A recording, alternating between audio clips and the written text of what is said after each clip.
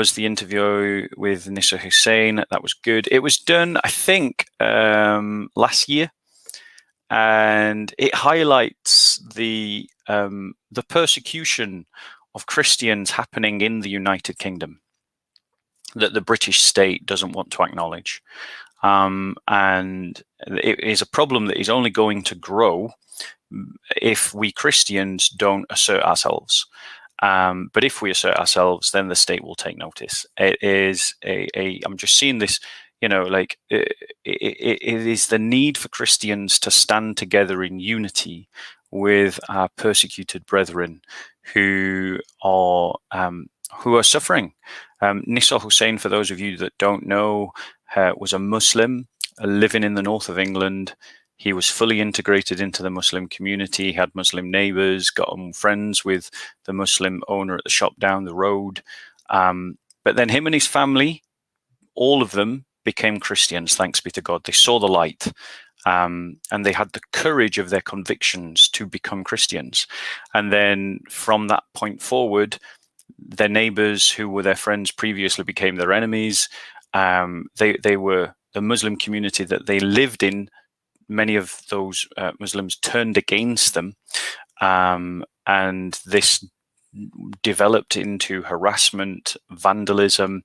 The police didn't do anything because our secular state doesn't want to deal with any issue that can create a narrative of communities in tension and conflict with one another. So its solution is to just downplay the persecution and pretend that it's not a real thing. And that continued and built up until there was an actual attempt to kill and martyr our brother in Christ, Nissar Hussein, in the United Kingdom. And the police's response was, "You just got to move out of the area, mate." That was the response of the British police. You just got to move out. Because obviously a presence of a Christian family in a Muslim area is too difficult to deal with, especially if that Christian family is converted from Islam. So rather than defend the rights of the Christian, the state just shrugged its shoulders and said, leave.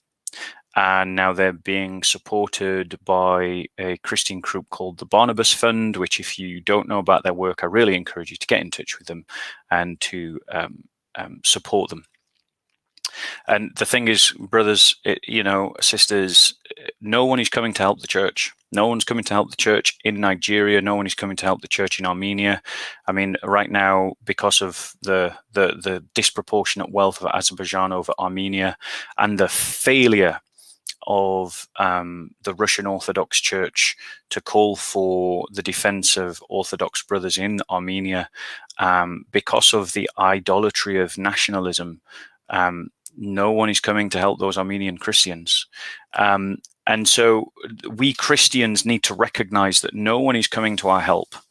We have to organize ourselves to help one another. And, confessors like Nissar Hussein are an example of that.